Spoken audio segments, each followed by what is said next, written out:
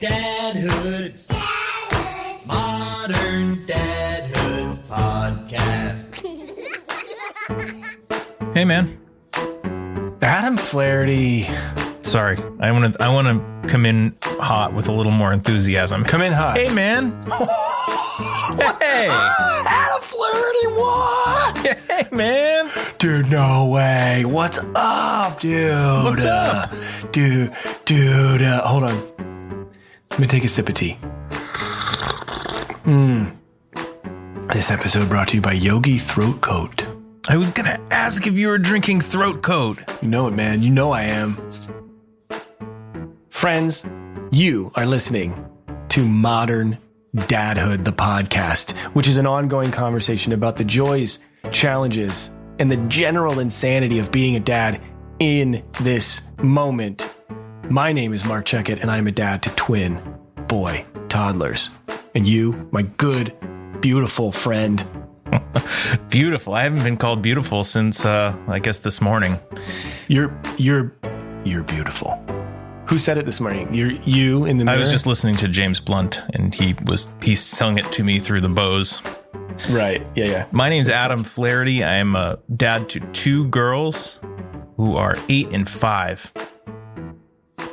I got to tell you, it's good to see you. It's good to see you. I didn't know that was a 100% honest statement. So if you don't know, dads, this is part 2 of our chat with Michael Ian Black. So if you haven't heard the first part, you are welcome to go back to the previous episode and listen to that, or not. It was a fantastic discussion, and not just because I was part of it. I'm not saying it just because I was part of it. I'm saying it because I felt very lucky being a part of it, because Michael Ian Black spent a lot of time thinking about some of this dad stuff, and he's got a lot of wisdom. A great conversation. Great conversation.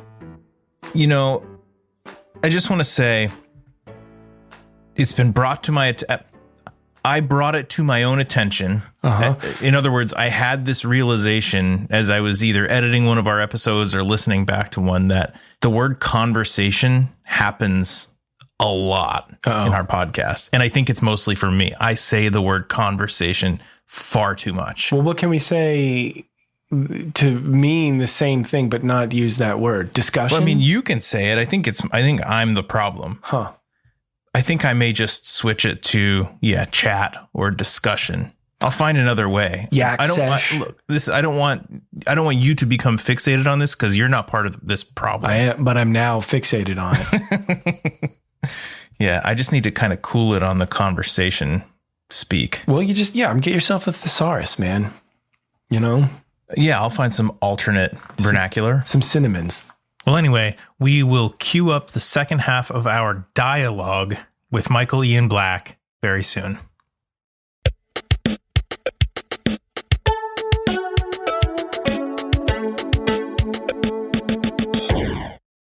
So, as we were alluding to, a lot has happened since the last time we recorded. So I'm just going to go there with you, man. There's a bit of an elephant in the room. Are we talking about this or are we not? What? You know, the elephant in the room. The COVID in the room. Yeah. No, it finally happened. Got hit with the COVID. I got sick on Mother's Day.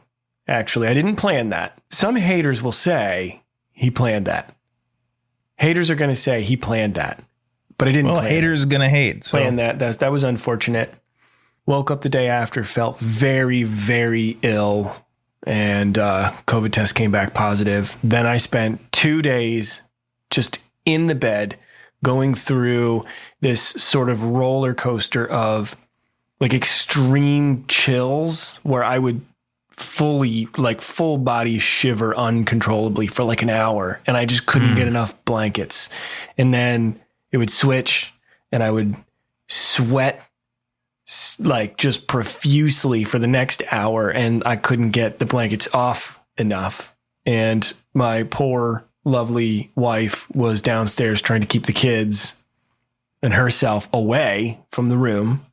Yeah. And then 2 days later, my wife, I think it was 2 days later, she tested positive. But did the boys test positive? Never tested positive. That's the real enigma It's so weird. here throughout It's this so whole- weird. Yeah, very weird. It must have been really hard for Jamie to know that you were feeling as miserable as you were, to, have the sort of intrinsic instinct to want to take care of you just as you would with her. But I'm sure she didn't want to get too close, to protect herself.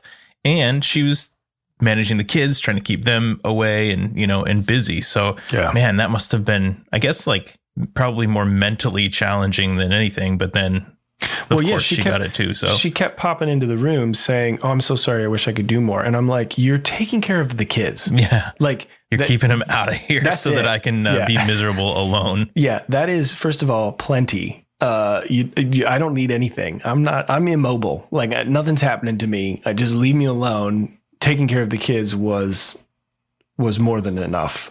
Well, I'm glad you're okay. It's really good to see your face and to hear your voice. We texted a little bit when you were kind of in the feeling really miserable, and I felt terrible for you and kind of helpless to do anything aside from offer to drop off groceries, which was very kind, by the way, and thank you very, very much. That's huge.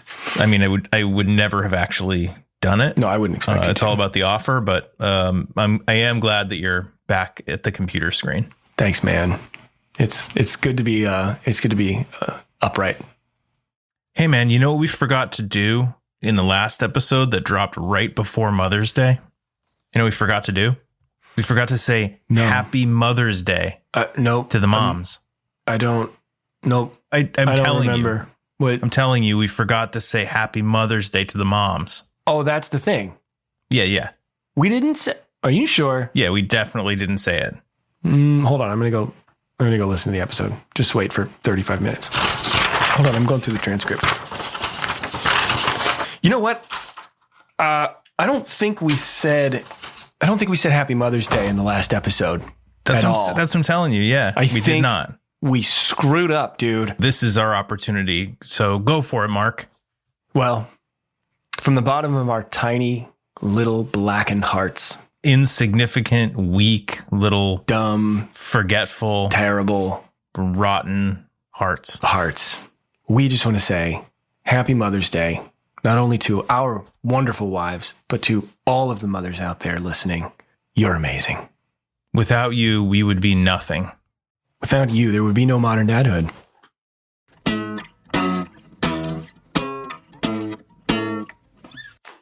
Where we left off with Michael Ian Black in our last episode, he was talking about masculinity and suggested that the idea of strength may be one way to define masculinity. And he was talking about all different kinds of strength. So let's just sort of teeing it up with a little bit of context for where we jump in here with part 2. And let's play it back now.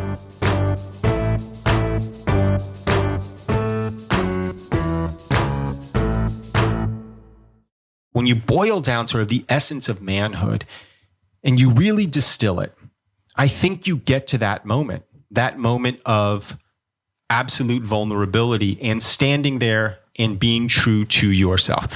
Incidentally, you get to that same place in when you distill femininity too, because you get to that place when you distill humanity.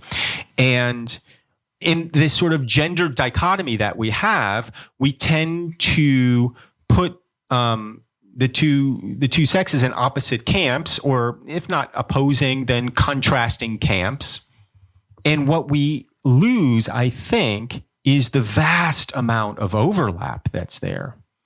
And that overlap is just our basic humanity.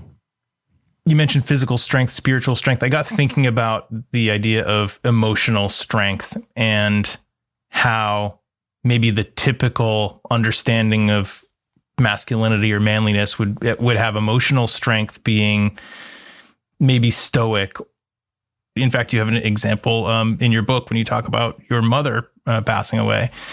But isn't it so much more emotionally strong when you can sort of put yourself out there and connect with another person, you know, your partner, your family, your friends, and grieve together, and the whole thing is really pretty mind blowing. And you do something in those moments. I think you're also doing something really valuable if you're able to.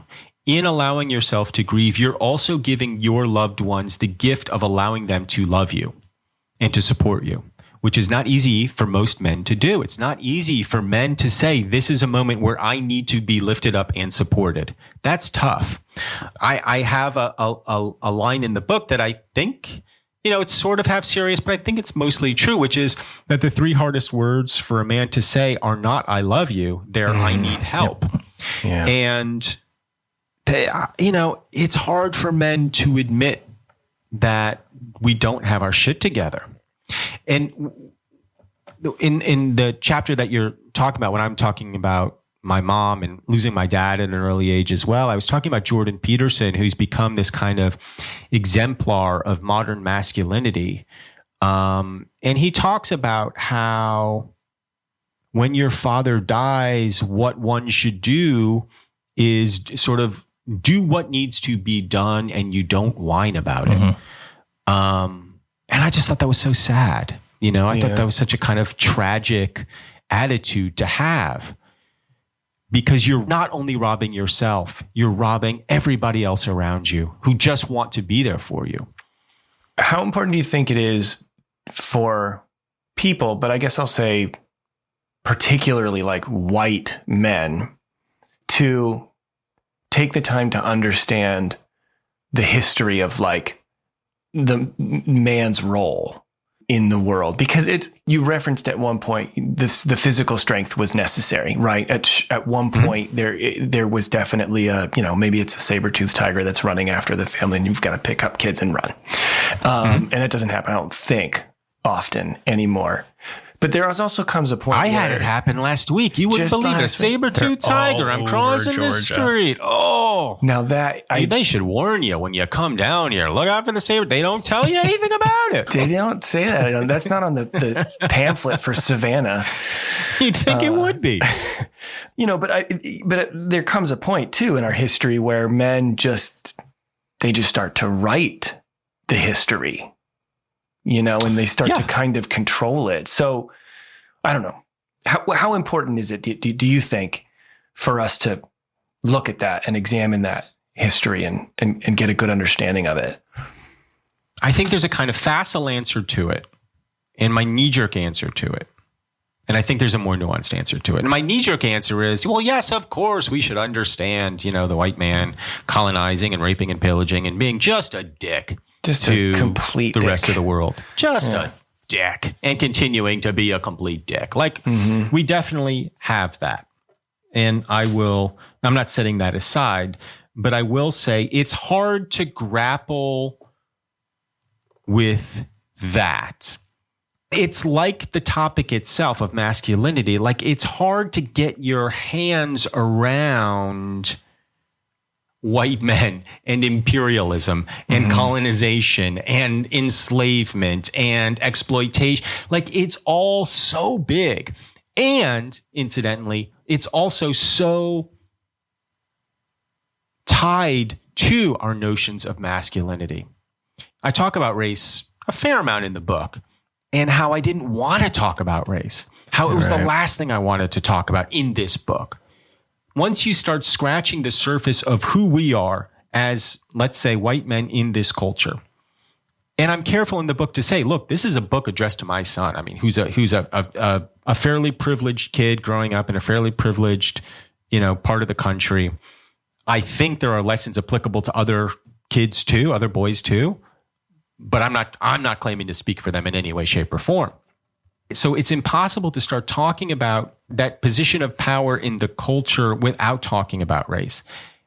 It's impossible to talk about it without talking about the subjugation of women. It's impossible to talk about it without talking about economics. Like, everything is so inextricably tied together that it's very difficult to separate out, let's say, the white man's, guilt and responsibility for creating a capitalistic system that exploits, the working poor and et cetera, et cetera, et cetera. Like, it's very hard to sort of separate any of it out. And so it's very hard to say, well, we should just sort of look at this one thing and white culpability without looking at kind of everything else, but I don't know how you begin to look at everything else. Yeah. Like, I don't know how you begin that instruction.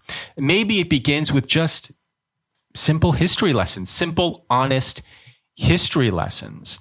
And the fact that it is all one thing, it makes it so much more convenient for anybody to pull one little piece out that aligns with whatever their personal agenda is and turn that into the story, you know? Sure. It also, incidentally, makes it very easy to ignore all of it. Because if you say, I can't wrap my hand around it, then you can say, well, then I'm just going to throw my hands up and say, I'm not going to deal with any of it. Why but we have to. So you have to come at it from some angle. I'm coming at it from the angle of boys, you know, and then you start to see, you know, how it branches off into everything else. Somebody else will come at it from the angle of sociology or from history or archaeology or economics or whatever it is.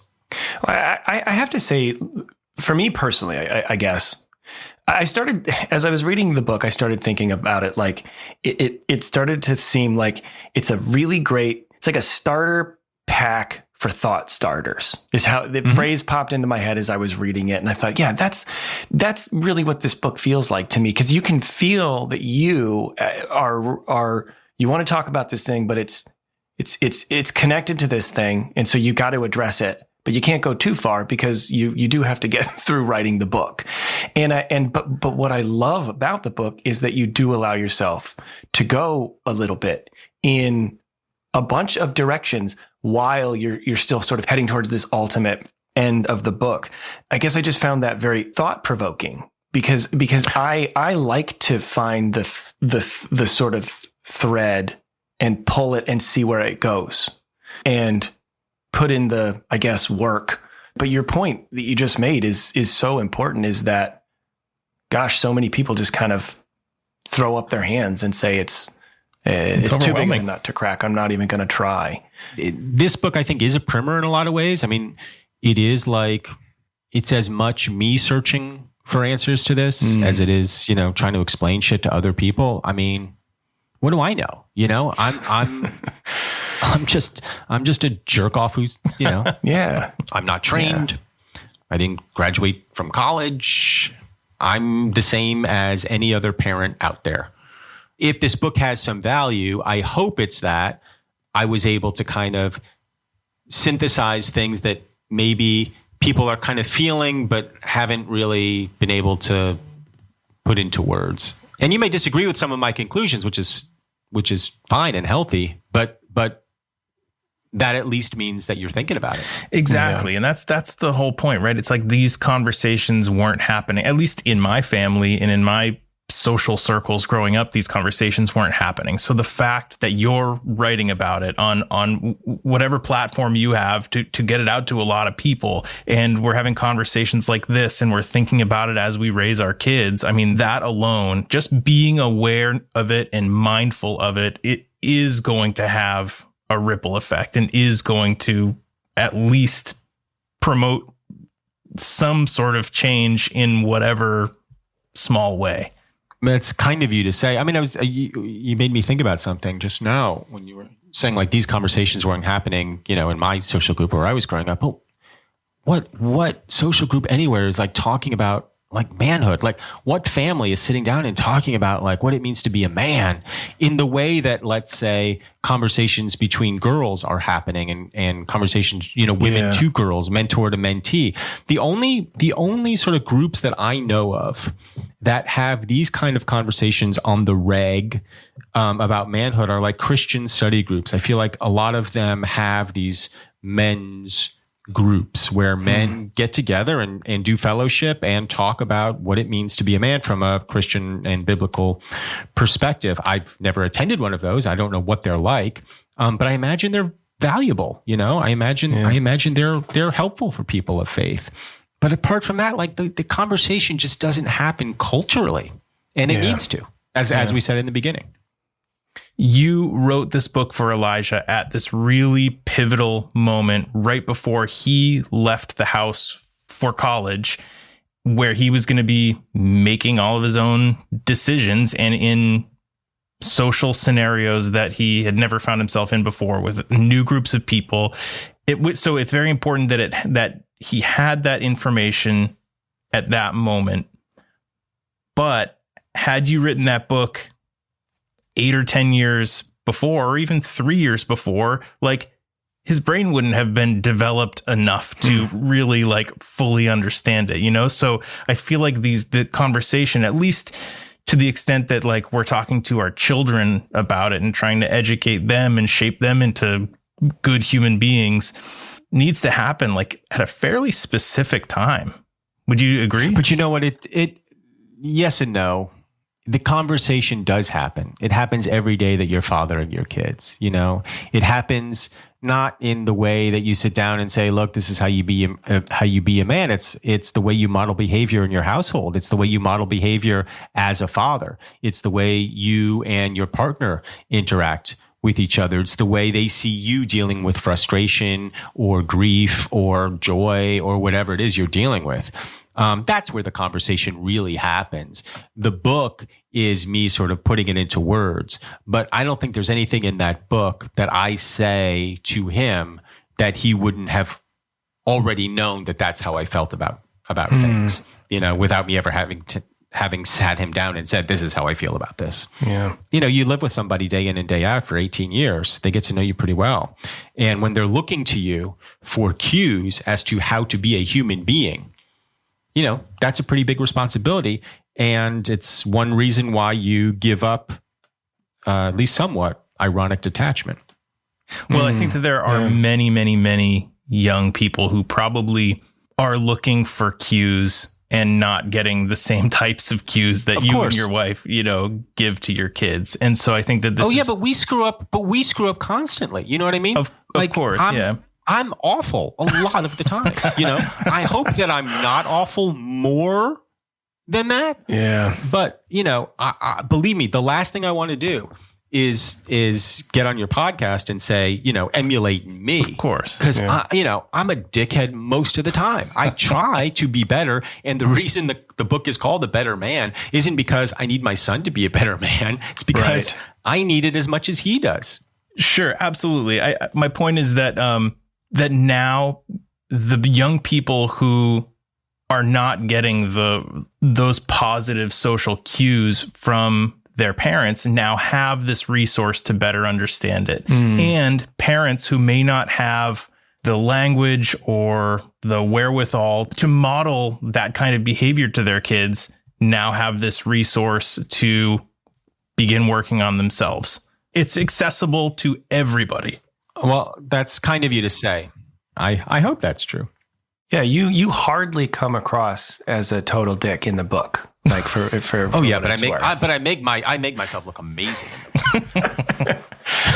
But man, when you know, oh gosh, you say that, like I feel like that too so much, especially lately. I feel like with my kids, they're 4, they're in daycare, but with COVID restrictions or, you know, and just general sickness, you know, young kids are getting sick a lot, and then my kids are passing sicknesses back and forth all the time.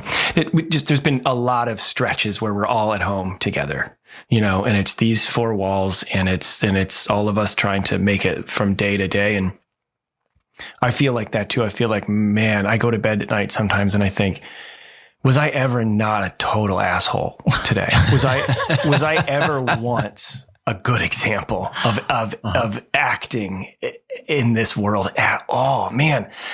And it just, I get afraid sometimes that happens more than it doesn't happen.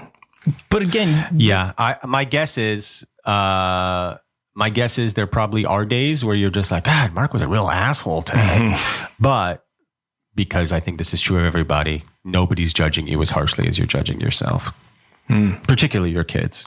Well, and you're not inherently an asshole. Like, you can be an asshole. No. I can be an asshole, but we're not inherently bad people. And again, just that has not been my impression during this conversation. I have to just by the clearly again, just by the fact that we're thinking about this and being mindful of this stuff, like that's really what's important and what's going to, I think, ultimately shape our.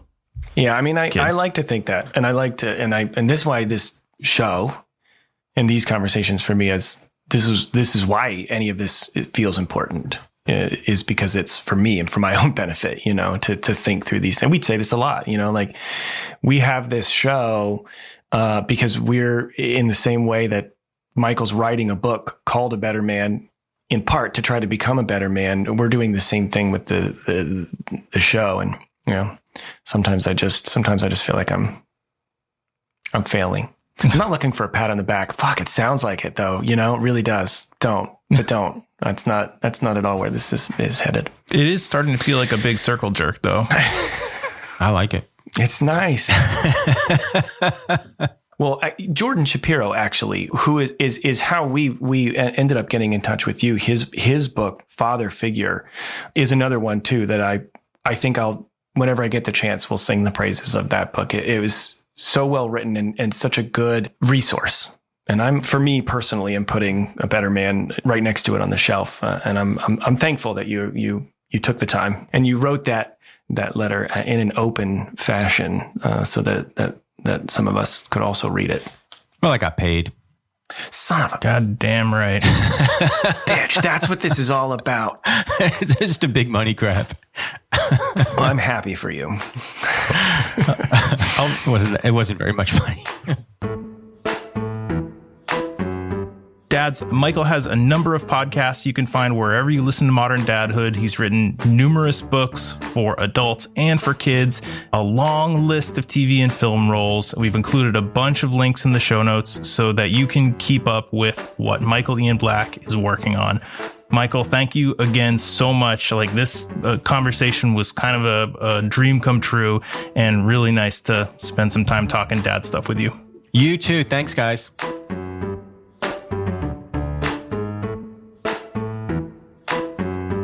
That was a great conversation. I mean, like you heard me say, even to him, like I've been a fan of Michael Ian Black for a long time, and this conversation just made me like him and appreciate him and respect him even more. Definitely. I mean, I think just how do I say it? I appreciate him in the book, essentially, you know, providing so much lead in for us to have such a good conversation, if that makes sense. You know, he talks about so much, he touches on so many different topics, and some of them are so central to this show and the things that we've talked about. And for me personally, in particular, the things that I've been really thinking about a lot. And so I truly feel like, man, I could just keep talking about some of this stuff with the thought in my mind that I want to understand some of these things better. I want to understand the idea of masculinity, what it means to be a man, what it means to be a dad, what it means to be, you know, this overall pursuit of understanding the world around me a little bit better. You know what I mean? Yeah, I do know what you mean. And while we are doing this work and doing this learning and having these conversations and trying to employ what we've learned into our fatherhood, we're also just being dads the way that we know how, you know, and sometimes we're doing really well and sometimes it's really friggin' hard and we feel like we're doing a terrible job, but it all just happens as it's like two things moving in parallel, but really it's just this one kind of life experience. That was either really profound or really nonsensical. Yeah, no, I'll be honest, I completely stopped listening a little while ago, but it was totally profound, dude.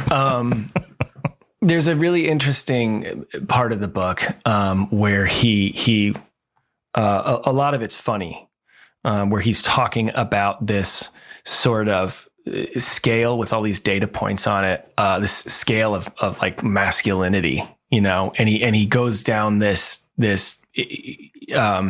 he starts talking about examples, and he says, for example, I'm sitting here with a nice hot cup of tea sitting next to me, and he points out that tea a little less masculine than not very coffee. masculine, yeah, you know, but tea with milk, you know, like he prefers it even a little less masculine than just tea. And he goes down this, and it's very funny, but it's funny because it's like really, it's very true. It's very true. And he even says, I mean, the examples are great, but he says You can do this with literally anything.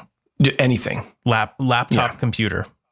Totally not masculine at all. It's not. But laptop computer docked with an ultra wide extra wide external monitor That leans a little more masculine. leans a little bit more masculine. It's ridiculous, but it's true. But it's funny. I've gotten to sort of thinking about, like how much of my unconscious, mannerisms go, as I move throughout the house are my kids looking at and taking cues from in terms of like, that's what it is to be a man.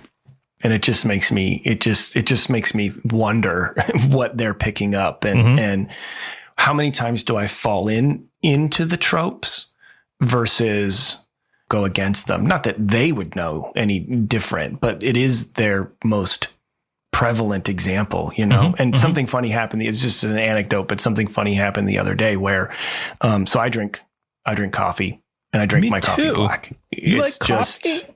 I love it. It's like, you and I are doing coffee from first thing in the morning until about lunchtime, 1 p.m.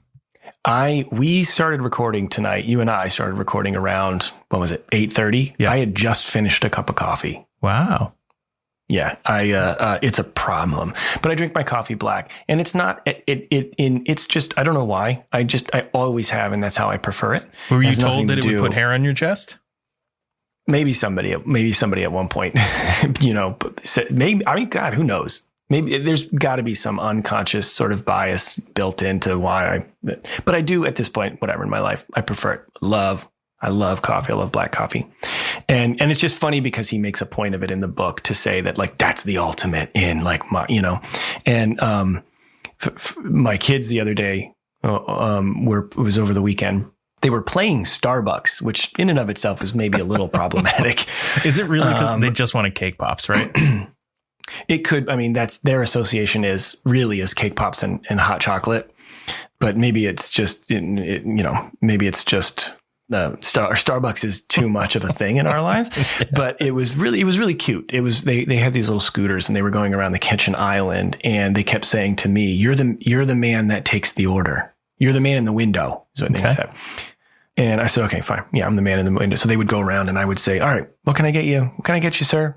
And they would, whatever they'd say. But one of my kids came up and they had just thought of this game and they were really into it and really excited to it. The first one ordered some, he just was a string of nonsensical words and it was hilarious and cute. But then the other one just stops and looks at me and says, "Can I get a caffeine drink? Black?" Caffeine drink. Yes. Yeah. And then just the sort of like deadpan eyes up at me, black. Mm-hmm. I was like, all right, well, there's a thing that he's picking up from me for sure. 100%. And he's building this association with, you're a dad. I'm pretending to be a dad in this thing. Yep. And I drink black coffee. So caffeine do I. Drink. Right. Because you know what? Decaf, not as masculine. No. Can I get a caffeine drink? Black. So good. How old are you, man? Sure. No problem. Would you like a cake pop with that? He wants to get some hair on his chest. Evidently. Dads, you can find us at moderndadhood.com or wherever you listen to your podcasts. That could be Apple, Stitcher, Spotify, Amazon. How'd you know I was going to say Amazon? I said it. I just felt it. I felt like it was coming. Well, wherever you listen, please subscribe and leave us a quick rating and review. How did you know I was going to say that? It's so weird how it's happening. I don't know. It's so weird. But I would argue equally as importantly, word of mouth is so helpful to us. So please tell a friend. How the hell did you know I was going there? You know what else you could do while you're out there on the internet? So you could follow us at Instagram. We got an Instagram. We've got a Facebook. And on the website, moderndadhood.com, you can check out some t-shirts and some dad hoodies. Wait a minute. Now it's happening to you. Get a dad hoodie for what's coming up? Father's Day. Get a dad hoodie for the dad in your life, or any dad in your life. Doesn't have to be the dad. We invite you to email us anytime at hey@moderndadhood.com. Let us know if you have any ideas, if you have anything you just want to chat about. What are you struggling with these days? We always want to thank Casper Baby Pants and Spencer Albee for the music you hear in our podcast. We always want to thank Pete Morse at Red Vault Audio for taking these audio files that we record and making them sound as good as you are hearing them right now. And a huge thank you to Johnny Blue Jeans himself, Michael Ian Black, for joining us for this 2-part chat. It was truly a pleasure. And man, what a dude. Oh, and thank you for listening.